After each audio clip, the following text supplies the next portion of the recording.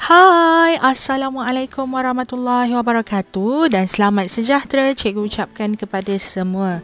Baiklah murid-murid, pada hari ini kita akan menyambung sesi pembelajaran sejarah tahun 4 di bawah tajuk Pengasas Kesultanan Melayu Melaka bahagian 3. Pada hari ini kita akan membincangkan tentang asal-usul nama Melaka daripada pelbagai sumber dan keistimewaan Melaka semasa pemerintahan Parameswara. Baiklah murid-murid, sebagai permulaan, jom kita bacakan bersama-sama pengenalan tentang asal-usul nama Melaka daripada pelbagai sumber. Melaka dikenali dengan pelbagai nama yang diperoleh daripada pelbagai sumber. Antara sumber yang merekodkan asal-usul nama Melaka termasuklah sumber tempatan, India, Arab dan Barat. Jom kita perhatikan dengan lebih teliti asal-usul bagi setiap sumber berikut. Untuk memudahkan murid-murid mengingati sumber nama Melaka, dapat dibahagikan kepada 4 iaitu Sulalatus Salatin, sumber Arab, sumber India dan Suma Oriental. Jom kita lihat dengan lebih teliti setiap sumber berikut. Sekarang jom kita lihat sumber yang pertama iaitu Sulalatus Salatin. Sulalatus Salatin menceritakan bahawa nama Melaka berasal daripada pokok Melaka, tempat Parameswara bersandar ketika pelanduk putih menendang anjingnya.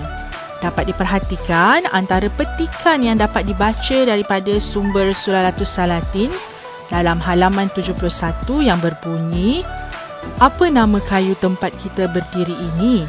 Maka sembah orang, kayu Melaka namanya tuanku, kayu ini. Maka titah baginda, jika demikian Melakalah namanya negeri ini."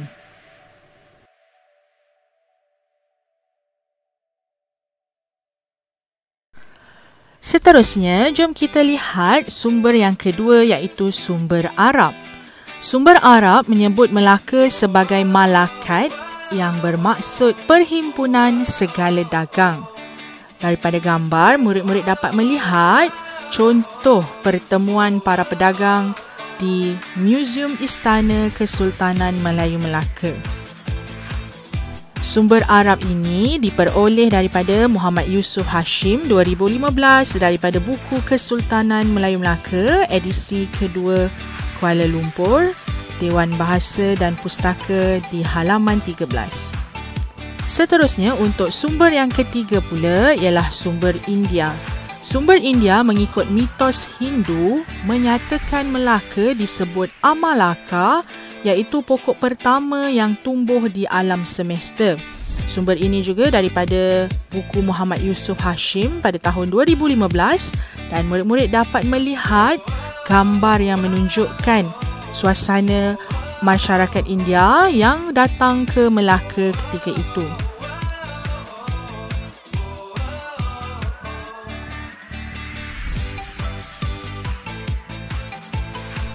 Seterusnya, jom kita lihat pula sumber asal-usul nama Melaka yang keempat iaitu Suma Oriental. Nama Melaka berasal daripada perkataan Malaka yang bermaksud tempat perlindungan. Kepelbagaian sumber yang merekodkan asal-usul nama Melaka membuktikan Melaka sebagai pusat pertemuan pelbagai bangsa dari seluruh dunia. Pembukaan Melaka telah menjadi asas kepada pemerintahan kerajaan-kerajaan selepasnya. Kita perlu bersyukur dan menghargai warisan negara serta bekerjasama menyumbang kepada pembangunan dan kemakmuran negara. Baiklah murid-murid, tadi telah pun kita pelajari 4 sumber asal-usul nama Melaka. Sekarang cikgu mahu cuba murid-murid senaraikan semula keempat-empat sumber yang menunjukkan asal-usul nama Melaka.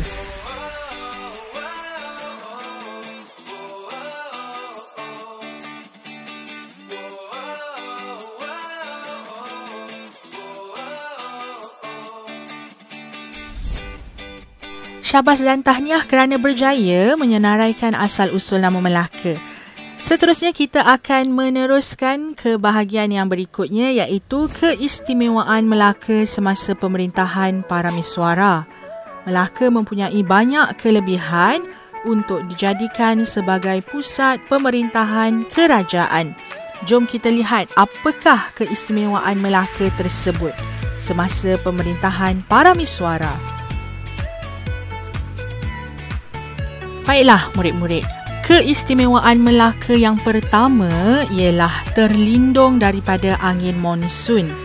Perairan Selat Melaka terlindung daripada tiupan angin monsun yang membolehkan kapal-kapal berlayar dengan selamat.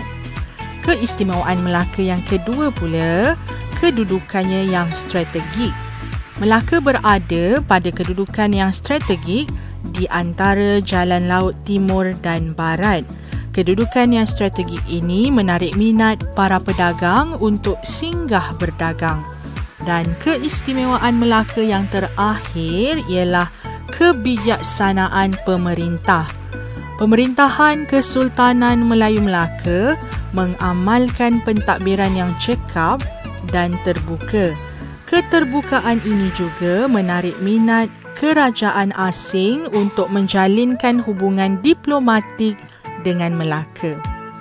Baiklah murid-murid, sebagai kesimpulan, kebijaksanaan Parameswara membawa kepada penubuhan sebuah kerajaan baharu di Melaka yang sangat terkenal.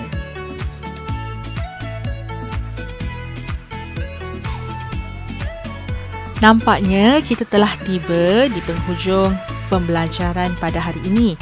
Cikgu harap murid-murid dapat mempelajari tentang asal-usul nama Melaka daripada pelbagai sumber dan jelas tentang keistimewaan Melaka semasa pemerintahan Parameswara.